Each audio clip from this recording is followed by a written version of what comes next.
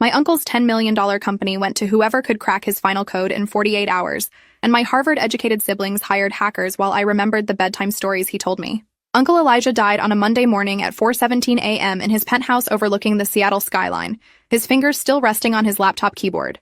The medical examiner said massive heart attack, instant and painless, though I doubted anything about death was truly painless.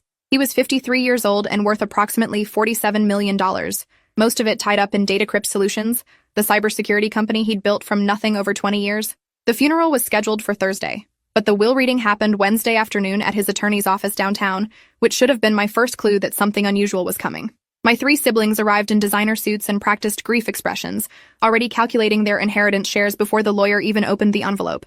My older sister Octavia flew in from Boston, where she worked as a senior partner at a venture capital firm, her Harvard MBA framed in her corner office alongside photos with senators and tech billionaires. She'd made her first million by 30 and her fifth by 35, building an empire through ruthless investment strategies and zero emotional attachment to failure. My brother Sterling arrived from San Francisco in a Tesla that cost more than most people's houses, his Stanford computer science degree having led him to found 3 successful startups before age 40. My younger sister Magnolia came from Manhattan, where she ran a hedge fund specializing in tech acquisitions, her Yale economics background and photographic memory making her a legend in financial circles. Then there was me, Phoenix Castellano, the family disappointment with a degree in literature from a state school and a job teaching creative writing at a community college. I made $43,000 a year and lived in a 1-bedroom apartment with secondhand furniture. The attorney's name was Bernard Yates, and he had the exhausted expression of someone who'd spent decades managing wealthy people's demands and deceptions. He opened the leather portfolio containing Uncle Elijah's will and began reading in a monotone voice that suggested he'd done this 1,000 times. The usual legal language about sound mind and disposing of assets. Then he reached the part that made my siblings lean forward with predatory interest.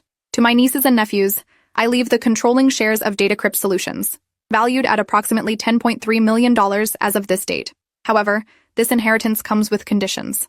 Bernard paused and looked at each of us over his reading glasses, as if measuring whether we were prepared for what came next. Uncle Elijah created a challenge that must be completed within 48 hours of this reading. Whoever solves it receives the company. The others receive nothing. The room exploded with simultaneous